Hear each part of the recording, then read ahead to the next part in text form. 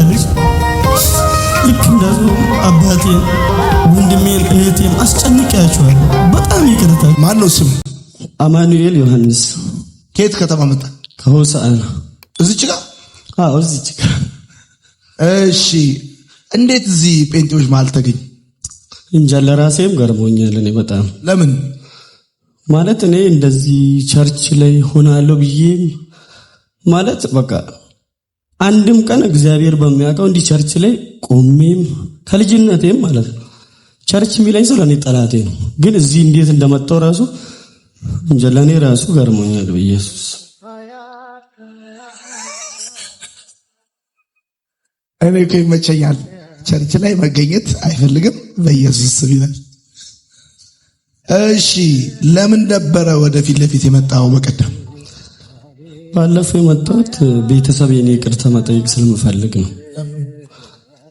ይሁን ማለት በመጀመሪያ ግን ይህን ድል በማግኘቴ እግዚአብሔርን አመስግኑልኝ። እውነት እግዚአብሔርን እውነት ነው። ያን ስላችሁ ደግሞ እንደዚህ አይነት እድል ይኖረኛል ብዬ በህይወቴ መቼም ቢሆን አስቤ አላውቅም። ይህን ስላችሁ እኔ ቤተሰቦቼን በኢየሱስ ክርስቶስ ማለት እኔ በልጅነቴ ነው ገንዘብ ማግኘት የለመድኩት። በጣም ብዙ ገንዘብ ይዝ ነበር እና ከሆሳዕና ወጥቼ አዲስ አበባ 6111 ፒክ ታክሲ የምታውቁ እዚህ ሹፌሮች ካላችሁ ታውቁኝ ይሆናል። የመጀመሪያው ሹፌር ነበርኩ ነው። እዛ ፒክ ታክሲ አዲስ አበባ 6111 ማለት ነው። እና ልክ እዛ ሄጄ መንጃ ፈቃድ እንደወጣው በምን እድል እንደገባው አላውቅም። በእርግጥ ገባው፣ ስራ ሰራለሁ፣ ገንዘብ በጣም ነው ማገኘው፣ እግዚአብሔር ምስክሬ ነው። ግን ማገኘው ገንዘብ እንደዛ እያገኘው በቃ ለጓደኞቼ በቃ እኔን የሆነ አማንቾ ለሚሉኝ ብቻ እንጂ ለእናቴ ለአባቴ ብዬ ማለት ነው በጣም ተቸግረው ነው እኔን ወደ አዲስ አበባ ይላኩኝ። ግን አንድም ቀን እኔ ለቤተሰቦቼ ማለት ነው አንድ ቀን ይሁን እግዚአብሔር በሚያውቀው አንድ ብር ልኬ ማኮና እኔ በቃ ምን ልበል? ይኸው መቼም ሊያዩኝ ይችላሉ፣ ታውቃለች። እሷም ደግሞ ይሄን ልታየኝ ትችላለች፣ እሱም ሊያየኝ ይችላል፣ አባቴም እናቴም።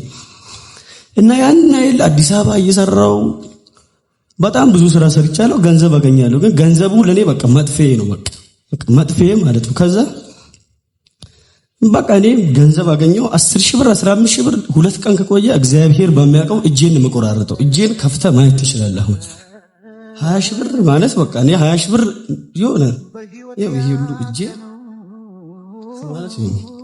ይሄ የምታየው ሙሉ በነገራችን ላይ ይሄ ወፋፍራሙ በሰርጀሪ ምላጭ ነው። ከፋርማሲ ሆም በየገዝቼ ልክ እንዲህ ገንዘብ አገኛለሁ። አሁን ለምሳሌ 20 ሺህ ብር ካገኘው የሆነ ነገር አድርጌ እንዲህ እየጠጣን እየበላን ከጓደኞቻችን ጋር ቁጭ ብለን የሆነ ሰዓት አለኝ በቃ የምነሳበት ያን ብር ቢያንስ ይሄው በእግዚአብሔር ፊት ነው የማወራው እየቆጠርኩ ነው። 1 ሺህ ብር እንኳን ለምፈልገው ሰው ማለት ነው ደስ ማለኝ ሰው በቃ 1 ሺህ ብር እየሰጠው ልክ ሊያልቅ 2 ሺህ ብር ምናምን ሲቀር እጄን መተርተር ነው በቃ ሂድ ይለኛል። ውጣ ግን ለማንም አልነግርም። ቀጥ ብዬ እወጣለሁ።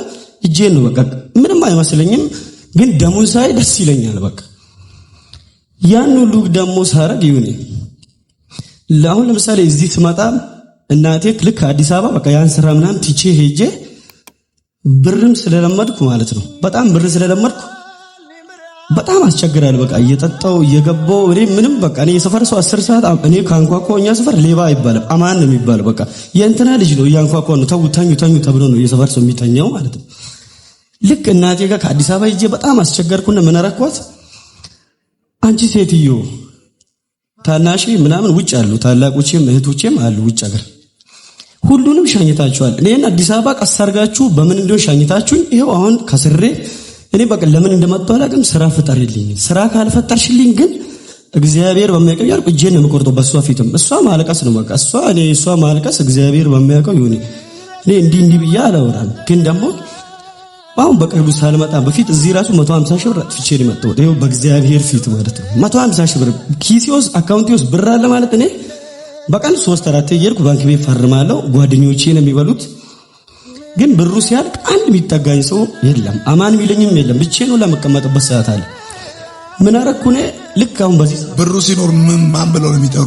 አማንቾ ቀዮ እያሉ ብሬን ጨረሱ። እግዚአብሔርን ቀዮ በቃ ክርስቶስን በቃ ቀዮ አማንቾ እያሉ በር ላይ በቃ መጥቶ ይቀመጣሉ። በር ላይ እኛ ቤት በር ላይ ሌሊት በቃ የሆነ 3 ራስ አታጣም። ያቁኛል በቃ በባጃጅ ቢመጣል በሞተር ቢመጣል ይኸው እያየች ሆነ እናቴ ታውቃለች።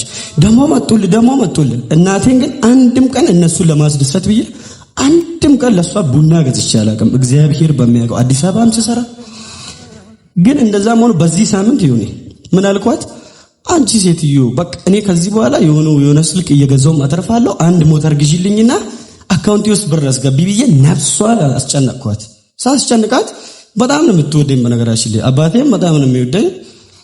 ከዛ እሺ አንተ ላርግልህ፣ አዎ እሺ እንደዚህ አትበላሽ፣ በቃ አንተ ለምን እንደዚህ እዛም ሰርተ መጣበራ ሁሌ ነው የምታለቅሰው። እኔ በሌለውበት በርግጥ ወሰደችኝና ማለት ነው በዚህ ሳምንት ማለት ነው ሞተር ቤት ሄደን የሴቶችን ሊፋም ሞተር ይሄንን ነው የምፈልገው ስላት 110 ሺህ ብር እዛው ትራንስፈር አድርጋ አዲስ የታሸገ ሞተር ሰጠች ገዛችልኝና አካውንቴ ውስጥ እንካ በዚህ ብር ቢያንስ አንዳንድ ነገር ሌላው ቢቀር በቀን 500ም እያጠፋ ከሰው ጋር በቃ ሲተማር ከድሮ ህይወት ከጓደኞች ጋር አትሁን ዝም ብለህ እንኳን ሲተብር ከዚህ 500 እያወጣው 20 ሺህ ብር አስገባችልኝ አካውንቴ ውስጥ ማለት ነው።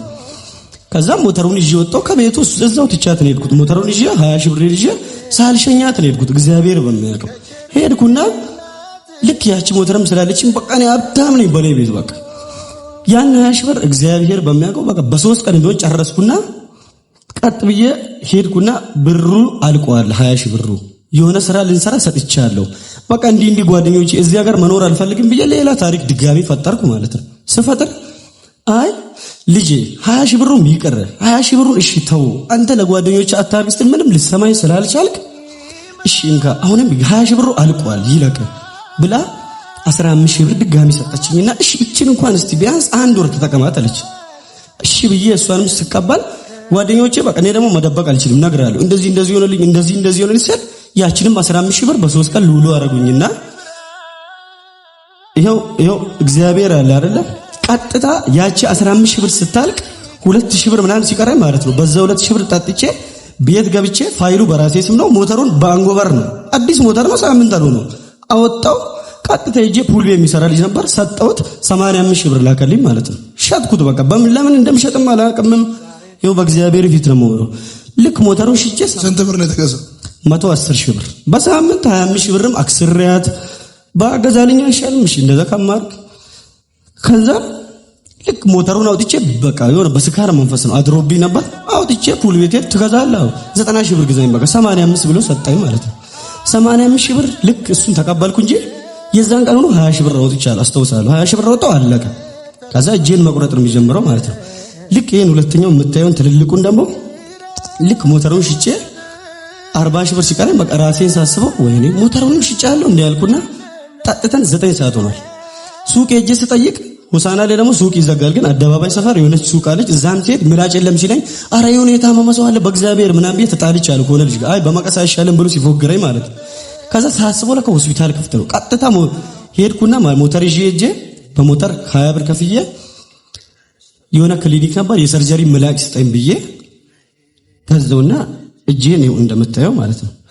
ከዛ ግን ከምንም በላይ ማለት ነው በቃ ያን ሁሉ ነገር በነገራችን ላይ በኢየሱስ እናቴን ሳያት ማለት ነው ልክ ኤቲኤም ላይ ያለው ድምጽ የለም ምናምን የሚለው በቃ እሱ ነው በቃ ፈቀቅቴ ራሱ እናቴን ሳያት አሁንም እንደማጠላኝ አውቃለሁ። ግን እናቴ ማለት 9 ሰዓት ምናምን አሁን ያው ቅድምም አውርተዋል የሆነ ነገር ጀምራለሁ አልጨርስም። ያ ደግሞ ያኔ ባለማወቄ ነው። እናቴ አሁን ተምራ አሁን በሚገባ ነው በቃ አሁን ባለፈው ስታስተምራንት መቸኮል ብላል። መቸኮል ስንጀምረው በወኔ ነው ስንጨርሰው ግን በወኔ ነው። እሱ በጣም ነው እግዚአብሔርን የገባኝ። ሲቀጥል ደግሞ ይሄ ማስመሰል የሚለው ማስመሰል ማለት እኔ ከማንም ሰው በነገራችን እስስት ይሆን እንዴት ነው እዛ ጋር የሚለው አረንጓዴ ላይ ከሆነ አረንጓዴ ቢጫ ላይ ከሆነ ቢጫ እኔ ፊቴን ታያይ አይደል ጥቁር ሰው ሆኜ ጥቁር ሁሉ ልሆን ይችላል። እግዚአብሔር በሚያውቀው በጣም ስርብ ከምንም አይነት ነገር ጋር ማመሳሰል ይችላል። ግን ደግሞ ያ ማለት የአእምሮ ድንዝዝነት ነው። አሁን ሳይው መሆንና ማስመሰል በጣም ነው የሚለያየው። አሁን ነው የገባኝ አንተ ስታስተምር ዮኒ በእውነት በጣም ነው የማመሰግነው። ኢቲ የኔ እናት እግዚአብሔር በሚያውቀው በእናትሽ በቃ ሁለተኛ እንደዚህ አይነት ነገር የለም። እኔ በጣም በድዬሻለሁ እማ በጣም ነው የምወድሽ እማ ብዬሽ አላውቅም ማለት ቤትም እንደዚህ አውርቼሽ አላውቅም። እናቴ በጣም ነው የምወድሽ እግዚአብሔር በእናትሽ ይቅር በይኝ። በቃ ሁለተኛ እኔ እንደድሮ ለጣማን ነው የምሆነው። ታውቂያለሽ እኮ ልቤን ታውቂያለሽ። ልክ እንደዚሁም አባቴን ወንድሜን እህቴም አስጨንቄያቸዋለሁ። በጣም ይቅርታ እግዚአብሔር። ሁለተኛ እኔ በእውነት በቃ ከዚህ በኋላ እግዚአብሔር እንዳኖረኝ ነው የምኖረው። አጥፍቻለሁ። ውጭ ያላችሁትም እህቶቼም ወንድሞቼም ስማችሁን አጥፍቻለሁ። አባቴም አዋርጄዋለሁ። ከሰው በታች ነው ያደረኩት። በጣም ይቅርታ አድርግልኝ። በቃ ሁለተኛ አንተ እንደምትለኝ ነው ከዚህ በኋላ መሆን። ይቅርታ አባቴ። ከቤት ውጡ ስል ምናል? አይ አሁንማ መውጣት እንዳለብኝ ተምሬያለሁ። እውነት አንተ ብለሃል እኮ ትላንት መጀመሪያ ያለባችሁ ከትንሽ ነው ካላችሁ ነገር ነው ብለሃል። እኔ አሁን ምን እንደሆነ ታውቃለህ? የጎዳኝ በአንዴ እጄ ስራ ሳለምድ የሆነ ብር ላይ ነው። ከፈረንጆች ጋር ነበር ሙሉ፣ ከአረቦች ጋር ነበር ሙሉ። ያው ኤርፖርት ነው ሙሉ፣ ካርጎም ተርሚናልም 61 11 ማለት ያኔ ያላችሁ ብትኖሩ ታቁኝ ይሆናል። ግን በአንዴ ገንዘብ ላይ ስለወጣው ነው። እና ለእናንተ መመክራችሁ ነገር ከትልቅ እውነት አትጀምሩ። እግዚአብሔርን እውነቴን ነው። ከትንሽ ነገር እስቲ ወደ ላይ ከፍ እያለን እንሂድ እንጂ በአንዴ ከትልቁ ከጀመርን ከታች መነሳት ደግሞ በጣም ነው የሚከብደን ነው ብላችሁ በጣም ነው የማመሰግነው።